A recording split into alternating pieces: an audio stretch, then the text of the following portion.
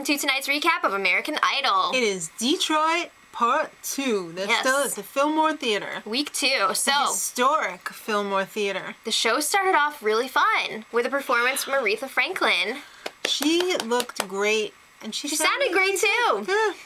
Go Aretha. What the hell? Was it like Casual Friday up in there? I don't know. At first I thought we were watching a dress rehearsal or something. Even Ryan Seacrest was in a freaking polo.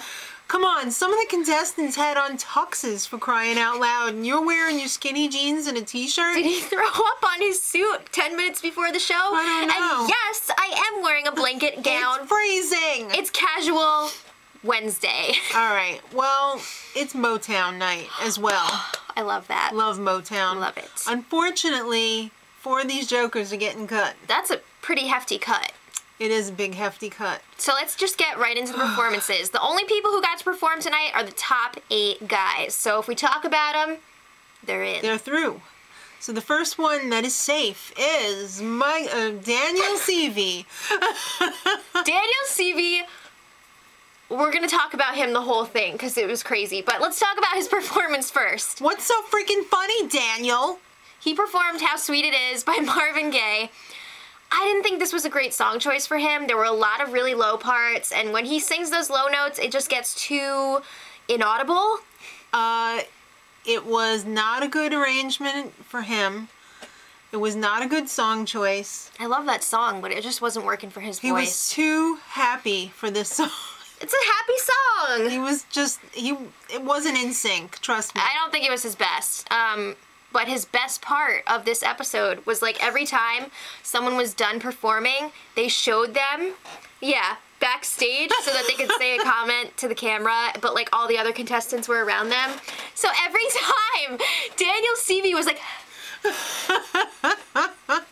He pushed his way to the front. We had a dog like that once.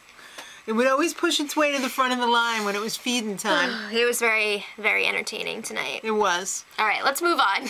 Mark Andrew was the next one selected. Papa was a rolling stone. By the Temptations. There was a crazy guy rocking out in the audience. Yeah, they kept showing him. He was like,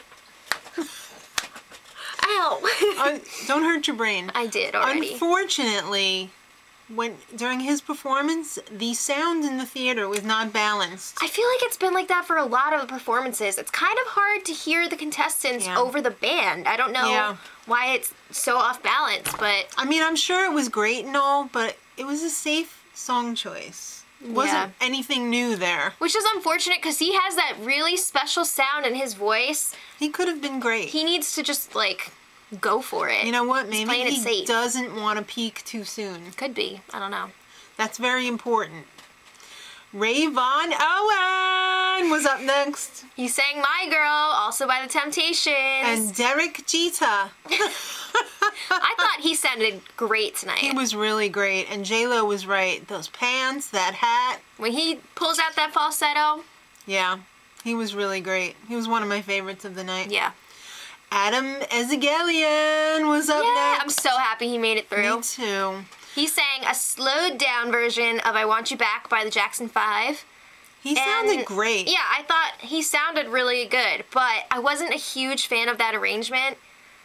Maybe it's just because like I'm really attached to that song and I'm so used to hearing it upbeat, but I didn't realize this until my husband said it, but he does kind of sound like Axl Rose. I thought we've discussed that before. No, did we? I don't know. I don't know. It's like an Axl Rose Jack Black baby. Yeah, well this was when Daniel Seavey got really drunk. And he really started pawing people. We're not actually saying he was drunk, so like relax. He was all over everyone. They were, even at the end, people were just like... when they were trying to talk. Yeah. All right. Well, there's a new mentor in town this season. It's Scott Borchetta. Oh, he worked with Taylor Swift. Oh my God. Is that what it said on his shirt? No, Taylor Swift was here? Music has value. So. Same thing. All right. Well, his pick of the evening is Clark Beckham. That's my pick for the whole season. I seriously think that this guy could win it all. I think He's my pick. too. I think he could. He seems to have a lot of the same qualities as Philip Phillips, one of my all-time favorite winners. He's different though. He's got like this soul thing going on. I don't know. I'm not saying he's a carbon copy of Philip Phillips. I'm saying I recognize like a lot of the qualities of a winner in him. All right. Or who should be a winner, actually, because who knows with this show. He sang The Track of My Tears by Smokey Robinson. It was perfection. It was great. Next up, going through to the top 8, Nick Fradiani. Yay! Signed, sealed, delivered, I'm yours. This kicked off the Stevie Wonder block. Yes. All the rest of the songs are by Stevie Wonder. This was excellent. This was definitely another one of my favorites of the night. I thought he was flawless in this. He was playing the guitar. I thought he was amazing. Yeah. They really nailed it when they said, and when you smile, forget about it. He's got a great smile. Awesome. If you got a great smile, you better work it. Yeah. That can take you very far. Yes. Well, Kasim Middleton was up next, and he sang I Wish, also by Stevie Wonder. Yeah. Now, okay, so there was a lot of debate in last week's comment section for the video, because we were like, oh, Kasim, amazing, and everyone was like, were you listening? And I have to say, I followed people's advice this week, and I didn't like watch it as much. I was a little more skeptical and tried to listen more and not get distracted by the wonderful performance. Yeah. The wonderful visual performance. He is a wonderful performer, not a great vocalist. I just feel like the vocals were not up to par. From the very first few bars, it was just, it fell so flat. Which is unfortunate, because he is an amazing showman. And the judges were like, yeah, it was perfect, you know, maybe all those runs that you sang. They need to hear everyone's advice. Yeah. From the comments. They do, because I think they're tone deaf. I don't know. He's kind of a Johnny Bravo. He fits the suit. I guess. I'm sorry. All right, well. He can dance. The final contestant in the top 8 is Quentin Alexander. Oh, I'm so happy for him. I'm really excited like for him. I'm a little upset that Trevor didn't make it, but I gotta be real right now. Trevor kind of... He was taking a dump the last few weeks. I wouldn't say that. His last few performances were not up to... up to snuff. I don't know. I wasn't enjoying the last few. I mean, yes, he's quirky and all that, but that doesn't mean that he deserves a seat. Well, that means that we also say goodbye to Michael, Savion, and Riley. Yeah. All right, but let's talk about Quentin. He sang Master Blaster, another Stevie Wonder. It was nice that he closed the show. I wonder if they did that on purpose, like they did it in order of they thought greatness. Could be. I don't know.